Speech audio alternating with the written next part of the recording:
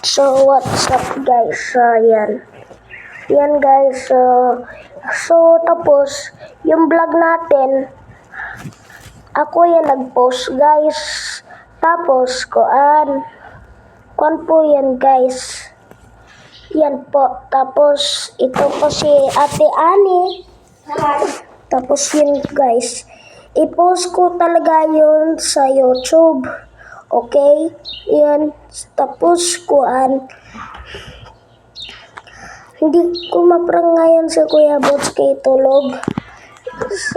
So, ano man ako ni dito sa bahay.